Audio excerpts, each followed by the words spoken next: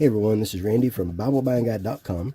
Today I'm taking a look at an updated version of the Gospel Transformation Study Bible from Crossway in ESV.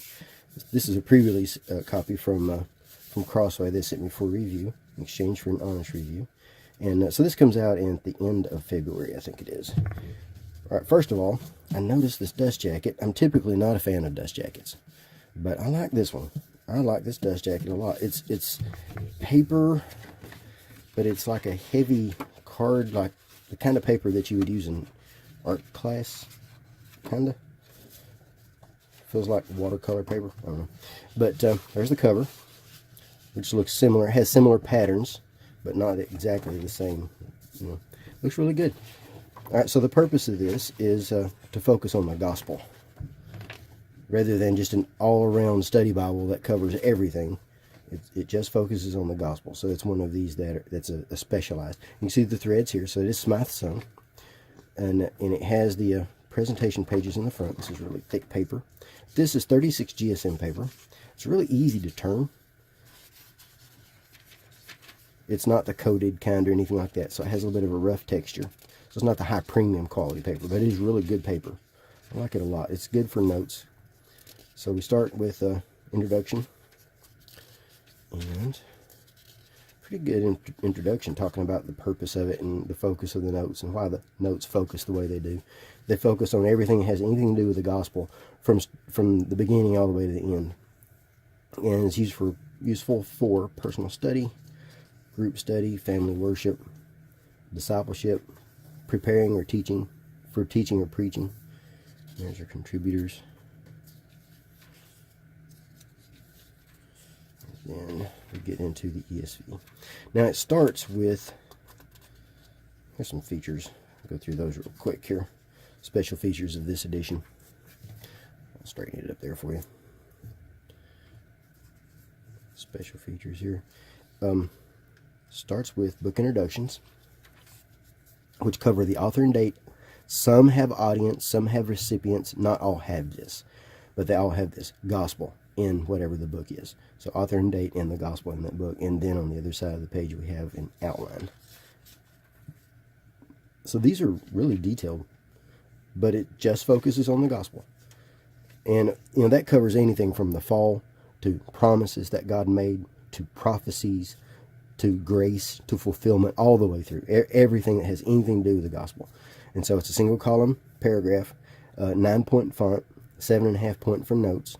Really easy to see. It's good and dark. I like that. That's easy to read. This has fewer words across than the ESV Study Bible. I like this layout better.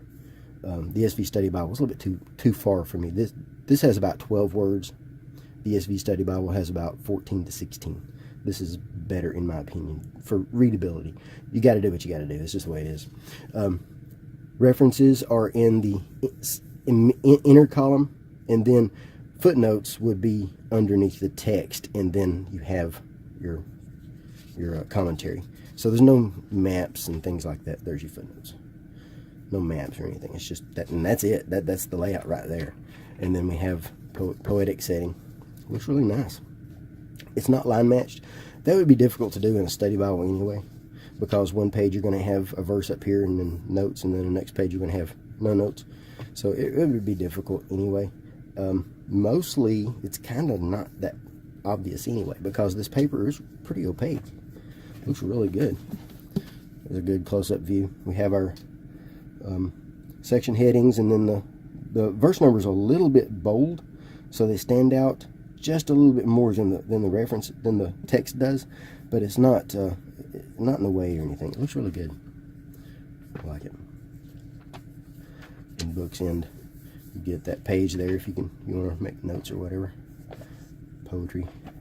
This is a black letter edition. So we get back here into the Gospels, we're going to find black words for Christ. And in the very back, let me show, but there's nothing between the testaments. It goes from one testament to the other. I do like to show that if I can remember to. We just go from one to the other. And then in the very back, we have a few things. There's a complete section for articles and resources. starting right there. And I just did that rub, the paper rub. It's easy to rub it and separate. So we have articles and resources, and there's 5 articles. Biblical theology. I say it's easy and then I have trouble. Covenants. The gospel in the Old Testament. The gospel in the New Testament. The relation of the Old Testament to the New Testament, and this has some tables and things. And then we have a topical index. Now these are the topics that are covered in the notes. So if you're looking up a specific thing like altar, you go here, and then there's notes on those verses about altar. So that's what that's for. Pretty good for study. Then we have concordance. Nope, tables of weights and measures. That's just the single table that they use. A lot of these are also found in the footnotes. And then we have our concordance. Pretty decent sized concordance. This is the same concordance from the ESV Study Bible. 70-something pages. A lot of references in here. And it does have people. I'll go back to page 1 because there's usually, you can usually find Aaron or someone like that on there. Well, sorry, there was Abimelech. So there's names in there. And then, let's see, how many for God? There's how many references we have for God. So quite a few.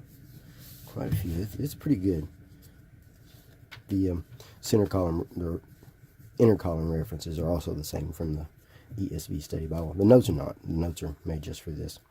And then we have a daily reading plan, which is different from the ESV Study Bible. This one takes you through the Bible in biblical order every single day, instead of jumping around. 1 reading per day, biblical order. Pretty good. In our biblical order, in the standard that we use. And then we have a couple of pages for notes, and then we have our maps. Now these are the standard maps that they use. It only has 8, so it's not like the ESV Study Bible that has 15. But these are some of the same. These are the same ones that are in the ESV Study Bible. So if you have that, then you've seen these before. These are really nice. Kind of a subdued color, not bright colors at all, but they're not ugly at all. More earth tones. Look really nice. So we have the world of the patriarchs, Egypt, the Exodus from Egypt, 12 tribes of Israel, Israel under Saul, David, Solomon, Jerusalem in the time of Jesus, Palestine in the time of Jesus, Paul's first and second missionary journeys, and Paul's third missionary journey and his voyage home. And there you go. The Gospel Transformation Study Bible. Let's look at our size. Look at the size of this thing. 6.5 by 9.5 by 2.25. And let's see if I can get our weight here. Kind of a big, heavy Bible, but you know, study Bible. That's to be expected.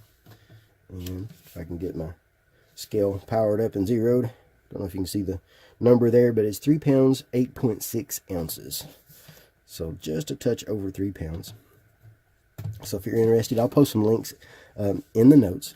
And you can also see the written review on BibleBuyingGuide.com, where I go into a lot more detail about everything in here, which is my typical. I usually try to just cover it pretty quick on a video and go into detail in written because it's easier to scan written and see what you're looking for.